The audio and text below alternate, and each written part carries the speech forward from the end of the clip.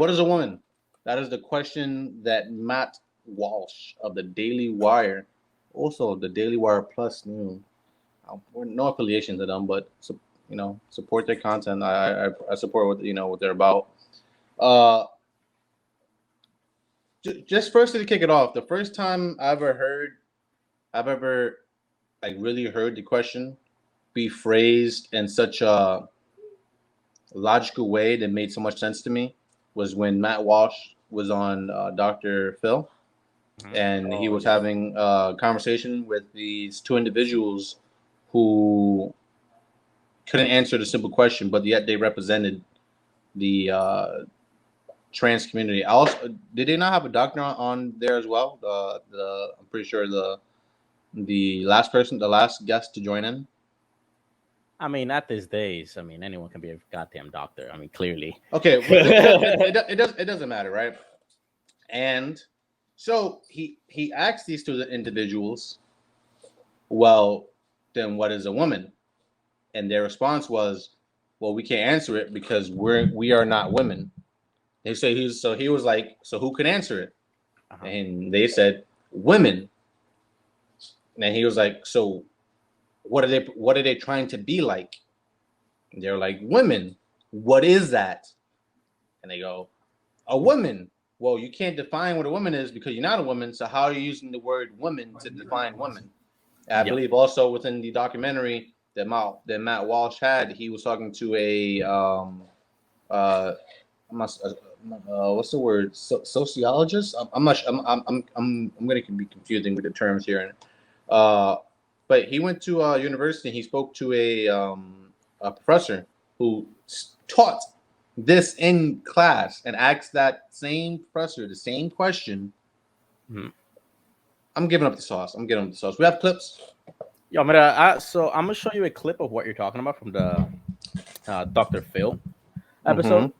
The crazy thing is that they actually took it down because apparently they felt uncomfortable and harassed after the episode happened. Walsh show, talking about his recently published children's book that has since been removed online by a popular large retail chain. Dr. Denbo, how do you feel those who oppose using pronouns are taking the wrong approach in this conversation?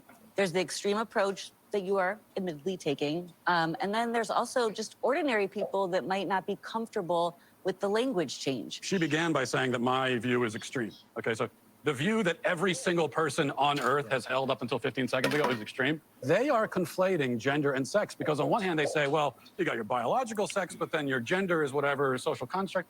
But then they turn around and say that trans women are women. So a man who identifies with the gender, the social construct of womanhood, actually is a woman. Part of me wants to ask why you care so much, because it's really not that big. See, I really hate the freaking crowd. The crowd from this type of shows, I don't know if you've seen it, but they're always so like, I don't know, like they just don't have their own opinions. It just feels like if one person claps, they all start clapping. Yeah, it's like a hive mentality. Yeah. Let me just finish the clip before. Yeah. Oh, yeah. Can I answer that? I care about the truth. So basic truth matters. I want to live in a society where people care about the truth. I care about children, and these insane ideas about gender are being foisted on kids, and that bothers me quite a bit. I care about the women who are having their opportunities stolen from them. I care quite a bit. Yeah. I wanted us to have a safe place to be able to talk about this, and it seems like we should just keep the dialogue going and hopefully find some middle ground. And wait for it. Days after this episode aired on Dr. Phil's show, the other members on the panel complained they were emotionally damaged by the conversation, and essentially the episode was taken down because of it. So the whole we want to have a conversation just went out the window because they were emotionally scarred by what was said on Dr. Phil's show. I mean, if I'm the person that runs the network, I understand the legal issues. There was probably I'm sure that the showrunners were advised by legal counsel to take it down so they wouldn't be sued. Like what? On what grounds? Emotional abuse.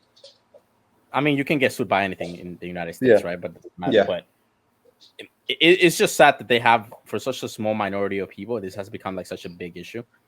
While I was watching this whole thing, I just kept thinking like, damn, I just really want to homeschool my kids, because there's a bunch of parts where you have a teacher showing. So there was a teacher that showed a book that's being shown, I believe, in elementary school or middle school, essentially showing sexuality. There was a man who lived in Canada who apparently wasn't informed that his child was getting His puberty daughter. blockers. Yeah, his daughter was getting puberty blockers, and there's nothing they could do because the government essentially just said that she's allowed to do whatever the hell she wants. As long as one parent agrees, that's all it takes, and she's good to go. And his opinion was thrown out the window. I believe he was arrested. Wasn't he arrested? I don't remember exactly. He was arrested, and he was arrested. His wife divorced him, and now he's out on bail. And I believe he has the hearing in 2023, maybe, or end of 2022, something like that. And the second thing is like you have all these college professors that don't really want to have the conversation, right? Like you ask them a question and they all get offended as soon as you give them a little bit of pushback. I don't know if you noticed that. It was really disturbing. They all kind of just push. They all kind of just. They didn't want to have the conversation. Let me see if I can find any more clips so you can just keep going. Yeah. I remember he was speaking to. So let me firstly give props to one, Matt Welsh, and two, the Daily Wire for putting on quite the production. You know, I was kind of expecting just a myriad of interviews and then kind of just roll into the end. But I feel the way they connected these interviews into the narrative and how they ended off the entire documentary, movies, whatever, was pretty stellar. I thought they did a pretty good job. What do you think? Yeah, I thought it was amazing for what is like their first documentary. It's one of their production just on all their series right now is top notch. It's top tier. They're going. The next one is going to be Candace Owens going over George Floyd, I believe. Yeah, but let me see, because this is another clip. There. You know what? Yeah. No, what you're spouting is bullshit. No, it's not. Trans women are women, sir. That sign is bullshit. I've been doing this 25 years.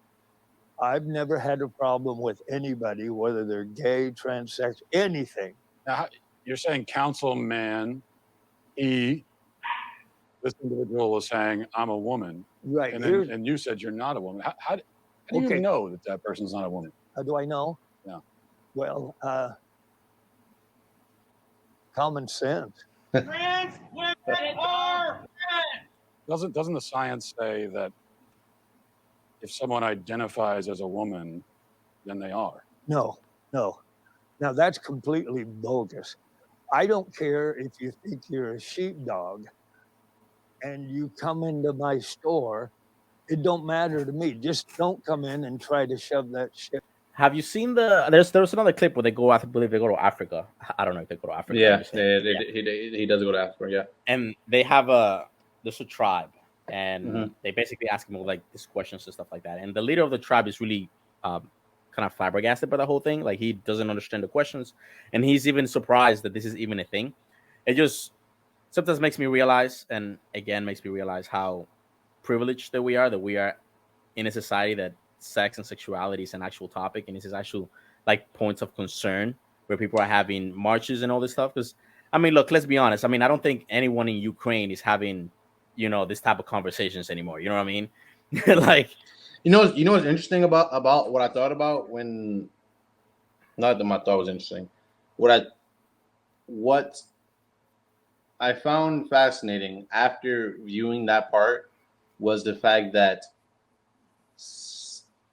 a group of people as primitive as the Africans that were shown within the documentary, it kind of shows like they look, it looked like they had like kind of like Stone Age tools, they were 100% very primitive, but they still had the same system that 100% of the whole world had for most of their lives.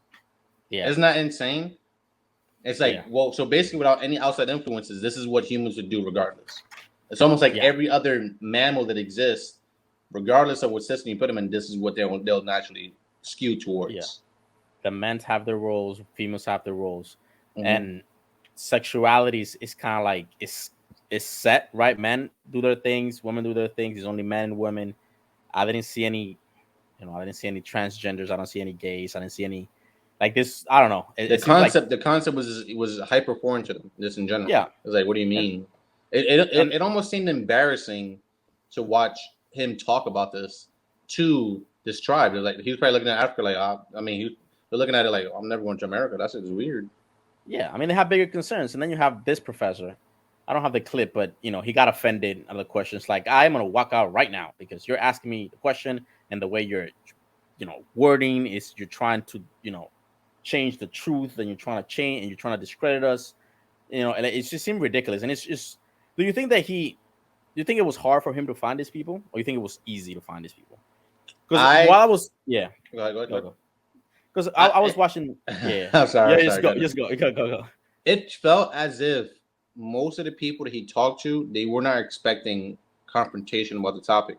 They probably assumed that, oh, this is cool. We can expand our voices about this. I don't think a lot of them knew who Matt Walsh was in the first place. No, because you gotta think. It seems as if most of these conversations he had was after the Dr. Phil thing, because Dr. Phil was really blew his name up, right? And the worst book, some kid that wants to be a worse, yeah, Johnny the Worst, something like that. Yeah, something like that. I forgot the name of it. Yeah, but yeah, I mean, and I love.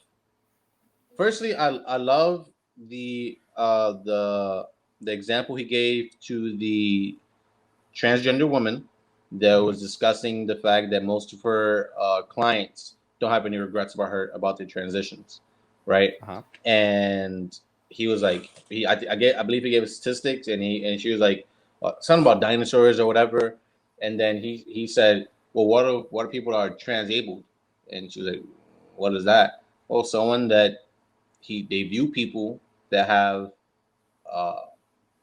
their limbs cut off or disformed or whatever, and they crave the same thing. They feel like they were born as if they was missing an arm. So should it be legal for doctors to cut off? Hey, doc, I want my arm cut off. Should it be legal for doctors to do that? And she was like, what does that have to do with transgenderism? Yeah. And he just looked at her. He looked at the trans woman and was saying, you don't see anything related.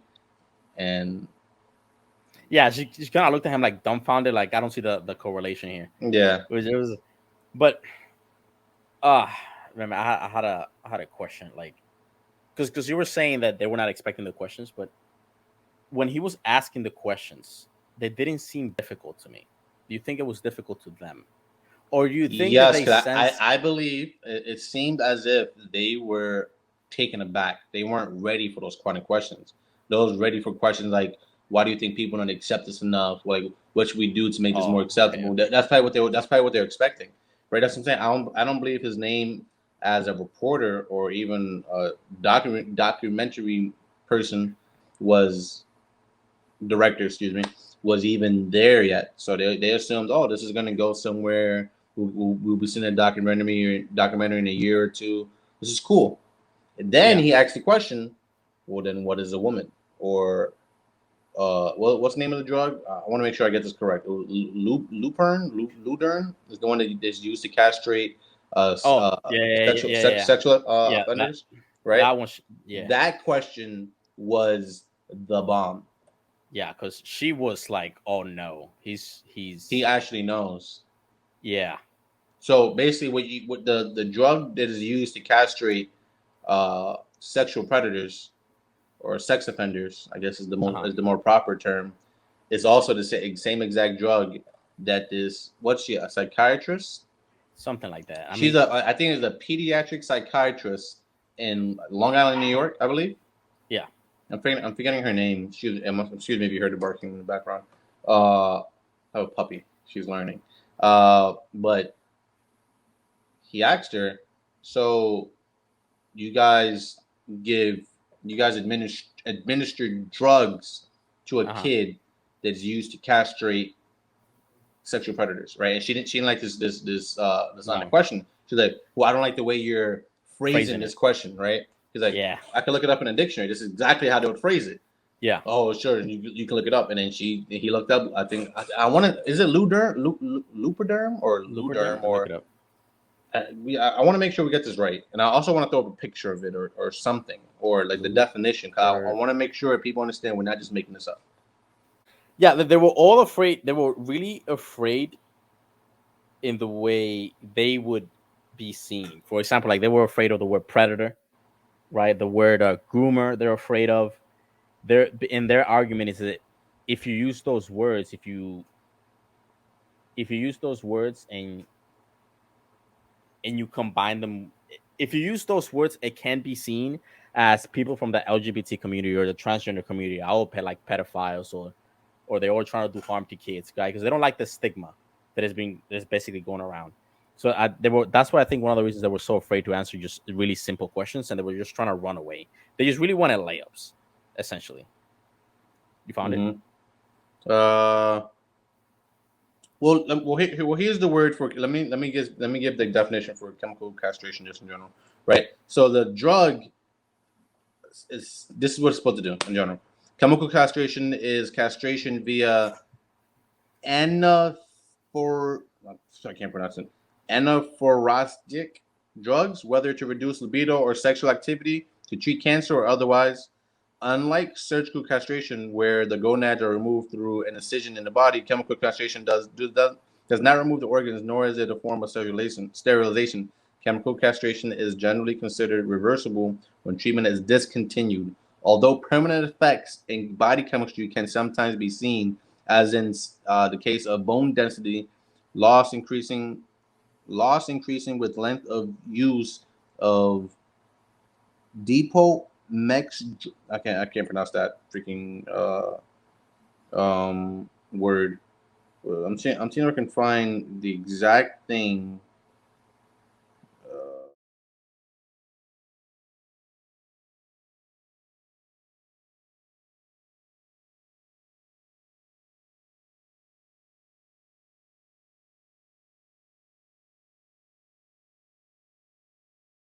But this is what's been given to children, and I believe he asked a fantastic question when he asked the psychiatrist, the pediatric psychiatrist, at what age can they begin doing this? Any age, essentially, from birth, they can already understand sexual orientation or the differences between the sexes, and they can start making a decision. Yeah. There's that. There's the fact that it's also all over the media, right? Because I think they mentioned that the next generation is going to be even worse because now you have all these shows like, Euphoria. There's a bunch of shows, I believe, in Netflix. There was a show about a pregnant man, right? There's even in schools, right? Like there was this video I'm going to show you right now. There's this video of schools promoting it. And how we express ourselves. The gender fluid teacher. What do I go by in the classroom? I go by Teacher Fambrini. As a queer and trans teacher, my agenda is to show little boys that they don't have to be like as stereotypically masculine, as they can like paint their nails and wear earrings and like still be a guy and like it can be cool. So you worry that they're See, like that is the most disturbing part because like there was something you said, right? That it said that tough times. What is it? Tough times create tough people, and tough people create soft times or peace times. Yeah. Peace times create, soft people. Men. Yeah, or weak men in this case. And it's really disturbing that you have this type of like role models in the classroom. They have it in the media. You have TikTok influencers. You have social media. On top of that, you have like places like Reddit, where there was a story of a girl that didn't know what she was, so she went to Reddit to look it up. And they all were basically pushing her to have a sex rearrangement surgery, right? When she didn't know and she got scarred and she hated it after, but it was too late, right? Like you have all these influences just ruining our kids, and that's what they're going after, right? I mean, they don't want the word, pedophilia or. Well, that's what's going to become. I don't know the exact terminology for this. I heard it, but I don't remember the word. I wish I would have written it down, but the same argument that's going to be used to The same argument is being used to why it is bigoted to show any type of disinterest or non-favor towards people of the trans community. Yeah. Is going to be the exact same reasoning and excuse and fear mongering is going to happen when people decide to say, well, if I can pick my gender, why can't I pick my age? Yeah. What if I feel like a 12-year-old? Because there's a name for that. There's a name for that. I don't know what the name for it. I remember the word is. Can you check it up while I'm talking about this? Yeah.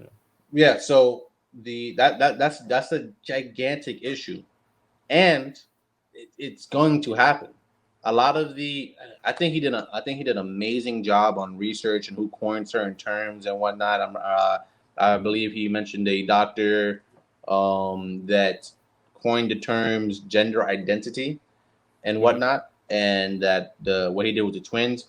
Ladies and gentlemen, you guys have to check this out. This is one of the most important movies you can watch, especially if you're gonna raise kids in the future or you have kids now. I mean, I'm finding like it's called like subjective aging. There's probably another name for it, but I don't want to, take to find it. Yeah. It's just disturbing. It's really extremely disturbing, especially because the next generation is even worse. Like it got me thinking. One, I hope that this is not the majority, right? I mean, obviously he's going to look for people that have these views and are going to push these certain things, right? I mean, although it was a 1 hour and 25 minutes, I'm hoping that it's not a lot of professionals that believe in this type of stuff. However, it does make me worry for my kids in the future because this is only going to get potentially worse, with shows and movies. And now we see it in Marvel constantly trying to, push it and kind of have it in your face, even if it's subtle, right? And it just kind of makes me think that it's just best to just homeschool my kids because I don't want to be in a state that has the power to essentially medicate my children and without even telling them. Yeah. See, that's the issue. I'm okay. So check it out. I think Jordan Peterson made a fantastic argument, in the way that you can think about this, right? Because I believe I watched a debate with Jordan, and I'm forgetting the other guy's name. I don't know why. I'm sorry. I had a long day. I've been on a roof all day, so excuse me if I'm on top of my game. There's another debate, and he got banned off of Twitter for saying something about who then, or at the time, the person's name was Elliot Page, but he was referring to the person by their past name, or what they call now dead naming, as Ellen Page. And his argument for why, because I think the question that was asked to him was, so would you make it illegal for adults to transition? Right? And he said, well, that's a complicated question, and I don't know yet. And well, the interviewer or debater asked them, well, why? He goes, well, he's like, for the most part, I think this way. You can take yourself to hell in a handbasket for all I care. That doesn't really bother me. The issue is with someone like Ellen Page, the influence that person has is going to influence, who knows, hundreds of kids, thousands of kids, and these hundreds of thousands of kids that most of the suicidal rate amongst people that transition is within the 7 to 10 year mark, right? So if you get to a kid when they're 9, 10, that means by the time they're 19, 20, they're out of here. Yeah. Right. And you're just gonna keep that's his argument. It's like, well, the influence is becoming the issue now. Yeah. And what it does to the younger generation, and it's a big factor. Yeah. The whole, because now a community that, let's be honest, is probably a minority. It seems like they're in the majority. It seems like everywhere you go, gay people is just one or two people, when that's not the case at all. Yeah, and then I believe he also made it. I believe that Jordan also brought up a statistic that stated, and I don't know the statistic verbatim, but I'm pretty sure what he was mentioning was the fact that majority of the people that transitioned were homosexual in the first place. They're already gay. So had they just continued to live life, they just would have developed as a gay person instead of transitioning. Yeah, instead of now they're being pushed because you have all this like, well, you know, I mean, especially when Well, you're young. It's not just that. These companies are making a lot of money right now. I think he brought up a number. I remember. I'm not sure exactly what number was, but the essential idea was, well, in the beginning, this industry for what they're doing right now was only about like maybe a couple $1 million a year. Right now, is on pace to do 700 million, $1 billion, $1 billion a year within a certain amount of years. That's insane. It shows a trend of influence, not a trend of people just deciding out of nowhere. Because most people that are transitioning are people under 30. Okay. So he's like, if it was people above 30, that's something else. Yeah. So, and I think the one of the, I'm not sure what the person's name is, the person's name is again. But the individual that had removed part of their arm, and to replace what's going on down there for a bottom surgery, I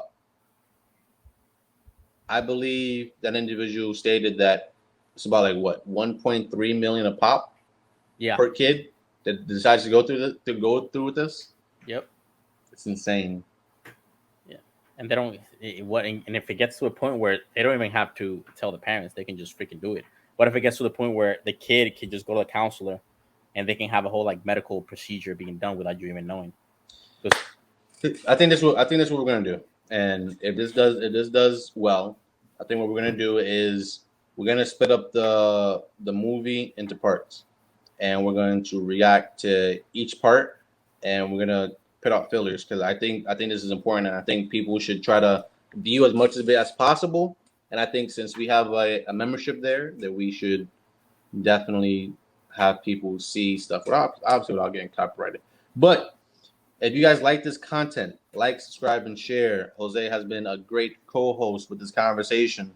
Get to 90 subs. We're almost there. And we appreciate you guys a lot. Peace out.